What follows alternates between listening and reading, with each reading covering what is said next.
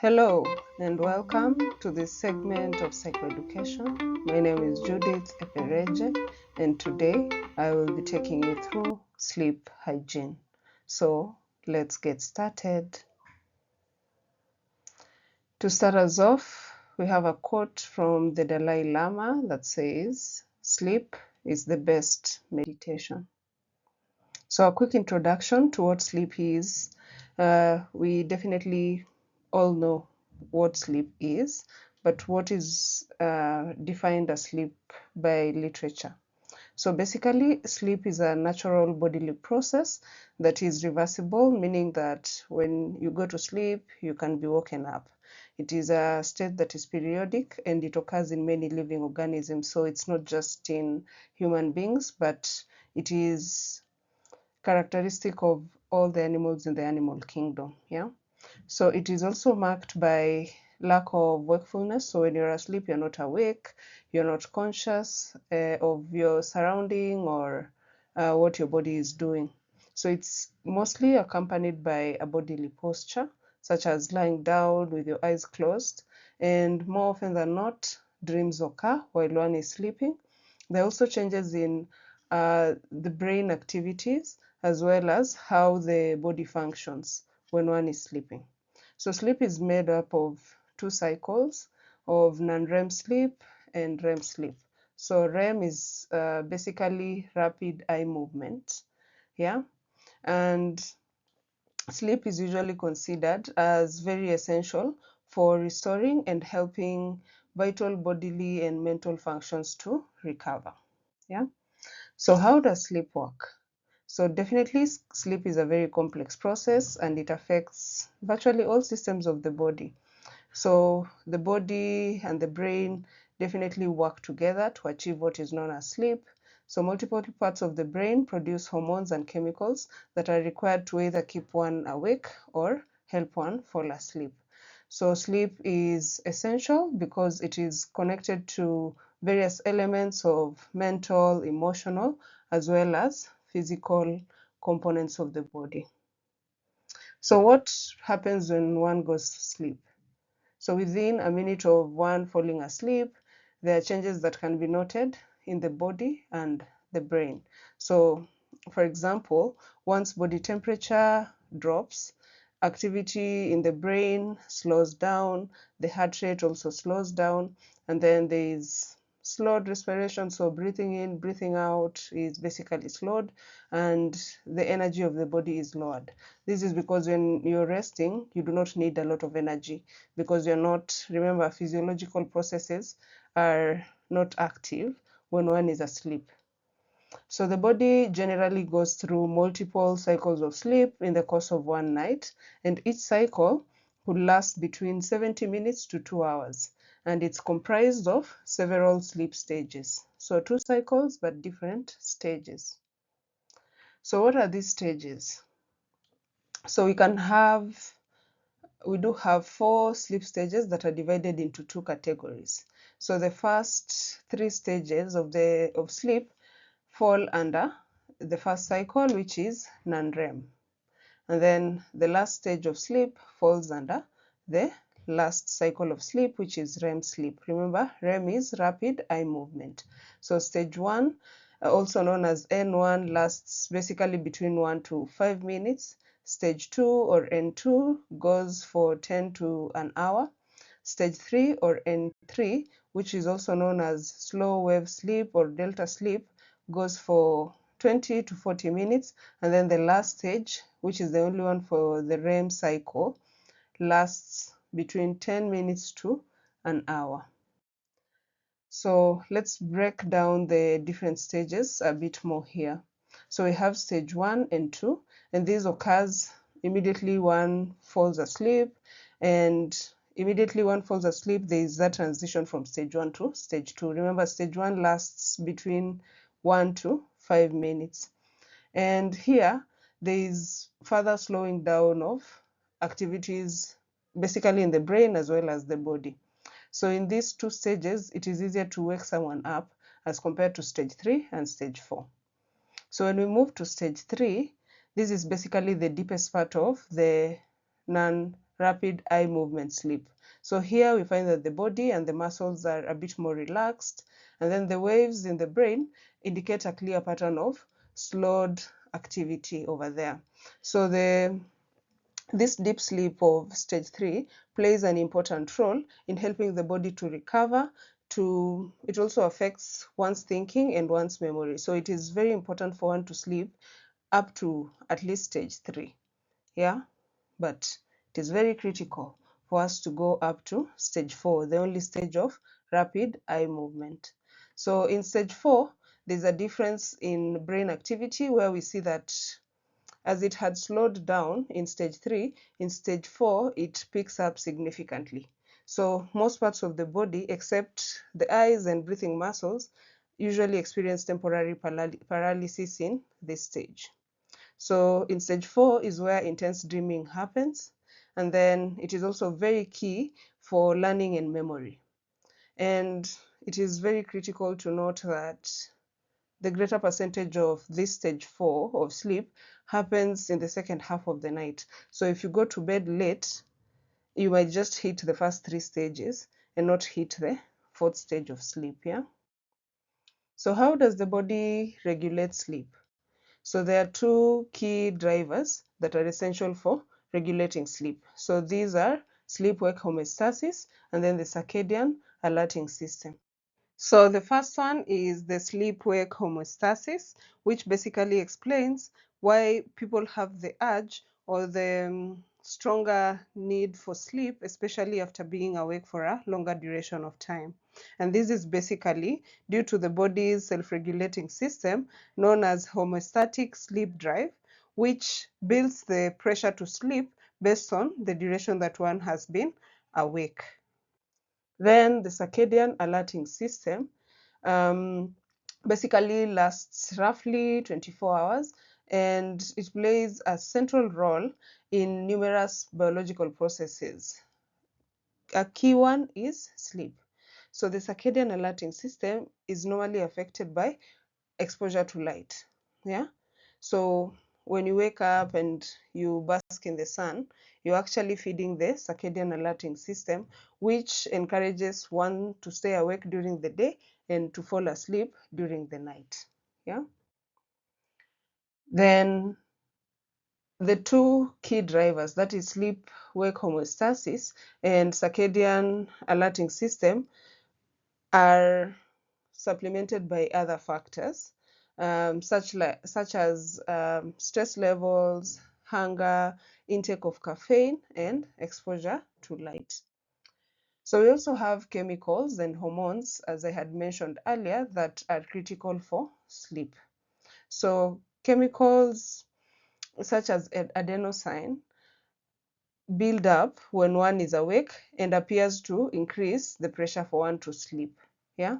So the longer you are awake, the more the pressure to sleep, and this is because of this chemical known as adenosine. So when you take a lot of caffeine, like maybe you're doing a lot of coffee, this suppresses production of adenosine, which then makes one stay awake for a long period of time. Yeah. We also have neurotransmitters, which send signals within one's nervous system, which then activate or deactivate certain cells that are critical for sleep. So those neurotransmitters that promote wakefulness include GABA, serotonin, orexin, amongst others. So other hormones include melatonin, which is basically very key for promoting sleep, and it is normally produced as exposure to light decreases, so basically in the evenings. So other hormones include adrenaline, cortisol, and norepinephrine. Yeah. So sleep can also affect the production of some key hormones such as growth hormone and hormones that are key for regulation of appetite, such as leptin and ghrelin. And I shall be breaking down the 2 that are key for appetite later. Yeah, but due to differences in hormone productions in different individuals, we find that some sleep disorders might run in other families while lack in other families. So other factors like the environment and an individual's lifestyle may also influence the production of hormones and chemicals. Yeah, so please note that just apart from the circadian alerting system and sleep-wake homeostasis, we have external factors like stress, hunger, you know, the environment, but we also have hormones and chemicals that play a critical part in how sleep is regulated by the body. So why are we here talking about sleep? Yeah, is it important? Is it something that we need to work on or not? So basically, sleep has been seen to exist in all animals in the animal kingdom, and this points at it being an essential biological function. So it is key for the development of one's physical and mental health, especially in children, infants, and young adults. So sleep is important because it helps in the consolidation of memory, it helps an individual regulate their emotion, and it is also important in helping cognitive functions in an individual, like the ability for one to perform certain tasks. It influences working memory. It affects one's cognitive speed and accuracy. Yeah. So the speed at which you're able to process things, think about things, how accurate you are in when executing tasks, they're all affected by sleep. But it is also important to work on your sleep because it affects an individual's psychological well-being. So it basically affects emotional and psychological interpretation of events. So if you're not interpreting events correctly, then your stress levels can be exacerbated. Yeah, so sleep is quite important. Yeah, so here we have a pictorial demonstration of some of the key functions of sleep. So we have bodily functions like metabolism, cardiovascular health, so everything to do with the heart, but we also have other functions involving the brain. So learning, memory, emotional regulation, like I alluded to in the previous slides, but we also have cellular and molecular functions. So such as DNA repairs when one is asleep, cellular structure, cellular homeostasis, and remodeling of the synapses. So how does the brain solve problems when we sleep? Yeah. So when we go to sleep and we maybe had an issue or a challenge that we've been grappling with in the course of the day, what happens is that the brain works to find connections from these events that happened during the day. Yeah. So when you're asleep, your body is able to pick out memories and emotions that are attached to that situation that might have been challenging or difficult for you. So scientifically, the brain can solve your problem in this way. So there's a part of the brain, the forebrain, called the PFC or prefrontal cortex that is key for executive functions like decision making.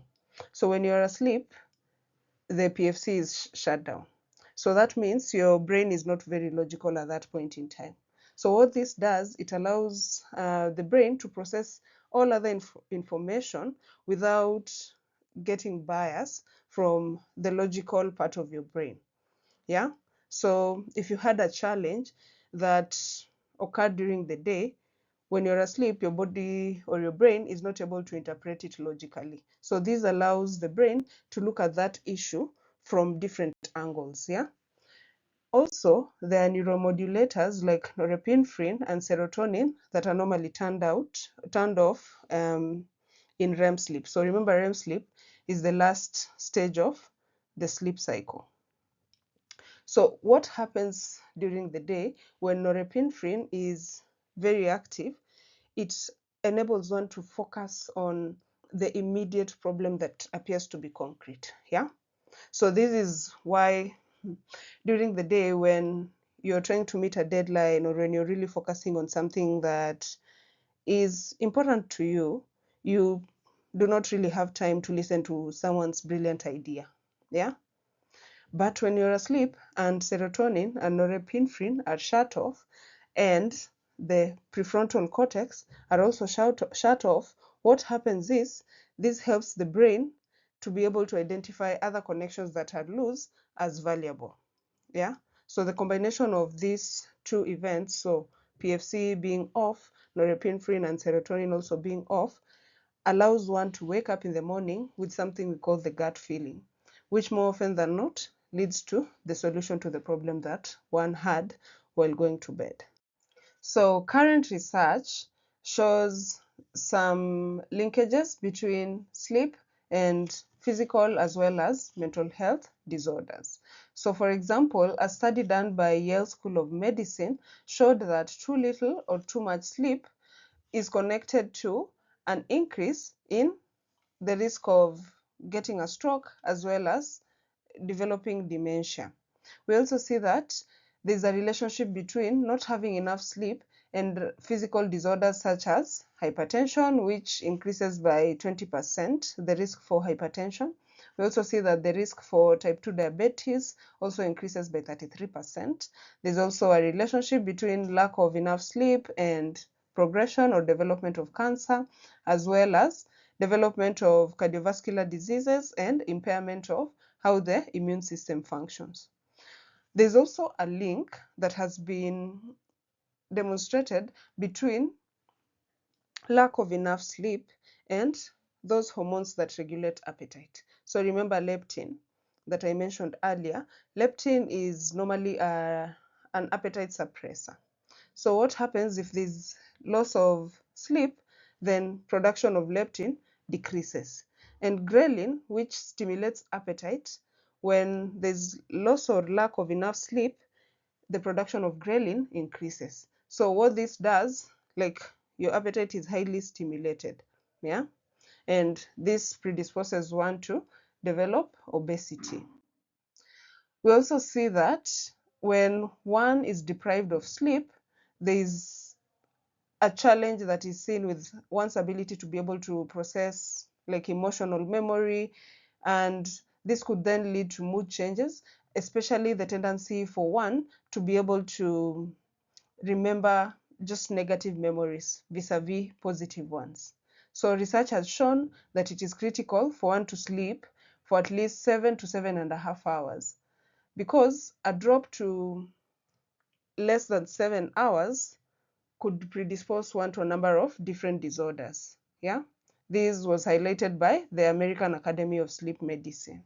There's also a psychiatric link between lack of enough sleep and the predisposition to depressive disorders such as major depressive disorder and some anxiety disorders like generalized anxiety disorder, as well as other mental illnesses like bipolar disorder. There's also a link between the gut and sleep. So when one is not experiencing enough sleep, there's a disruption in how the gut functions, So those bacteria that are beneficial for, the gut that support immune system are reduced, while those that lead to inflammation in the system are increased. So some sleep disorders that we have out there include insomnia, which is basically difficulty getting to sleep or even staying asleep. We also have sleep-related breathing disorders such as sleep apnea. We have central disorders of hypersomnolence, which could include challenges like narcolepsy, like you're very sleepy during the day as compared to like during the night. We also have circadian rhythm sleep-wake disorders, like your sleep cycle is really or highly distorted. That sleep biological clock has been tampered with. So you're either sleeping too late or too early. You're maybe not able to wake up early. They're just distortions with that biological clock of sleep. We also have parasomnias, which are abnormal behaviors arising from sleep, like sleepwalking, sleep terrors. We also have sleep-related movement disorders, such as restless leg syndrome, and we also have other sleep disorders that are not captured or highlighted in the ones I've already mentioned. So now that you know this, how can you improve or work on your sleep? So if you're you've really been experiencing challenges with sleep, then seeking professional help wouldn't hurt. So going for psychotherapy, where your therapist could privilege cognitive behavioral therapy for insomnia, which has been seen to be very effective. There are also medications that are very helpful when it comes to helping regulate your sleep. And if you're working on other mental health disorders, like maybe depression that could interfere with your sleep patterns, or even anxiety, it is recommended that you also work on just regulating your sleep, or ensuring that you observe sleep hygiene. So working on having at least 7 or more hours of sleep. There is also, like right now, there are trials to explore how thermal and acoustic measures can stimulate sleep. So what are some tips for better sleep? So we have this rule called 10-3-2-1-0 rule that was founded by Dr. Jess Andrea, who's a sports medicine physician as well as a pediatrician. So 10 basically means that 10 hours before bed, you do not take caffeine. It is also very important that you get exposure to sunlight in the morning. Remember, sunlight exposure affects the circadian alerting system. Yeah, and then get your workout in the morning as compared to in the evening. We also have the 3, which is 3 hours before bed. You ensure that you do not eat or you do not consume alcohol. This is because alcohol can disrupt your sleep cycle. So the 2 in the 10-3-2-1-0 rule is for no working 2 hours before bed. This ensures that you do not overstimulate your brain to keep you alert or active. And then an hour before bed, turn off the screen. So ensuring that you have no screens in the bedroom, and if you must use your phone, have it on night mode. The 0 is for no snoozing your alarm. Like if your alarm goes off, please wake up. This is because when you snooze your alarm, then you're disturbing or disrupting your sleep cycle, which could then lead to a REM rebound. Yeah. So other tips include improving your sleep environment. So ensuring that your sleep environment is calm, relaxed, that you've worked on the amount of light that comes in. Remember, melatonin is produced or works best when there is no exposure to light. Also maintaining a consistent sleep schedule, even on the weekends. Also avoid napping in the afternoons. If you must nap, keep it in the morning, and ensure that it's not long naps, so 20 to 30 minutes of napping. It is also recommended that you stay active throughout the day and incorporate relaxation activities just before bedtime. So maybe some stretches, breathing exercises, and even journaling could be a very good tool just to help you get to levels of relaxation before falling asleep. And when you're having struggles or challenges sleeping, then it is recommended that you get out of bed for at least 20 minutes, go to another room, and then do a relaxation activity or exercise before coming back to your bedroom. And we've come to the end of our presentation, and thank you for staying with me up to this point. Please remember to subscribe, like, share, and turn on your post notification bell to avoid missing out whenever I post. So until the next time, bye.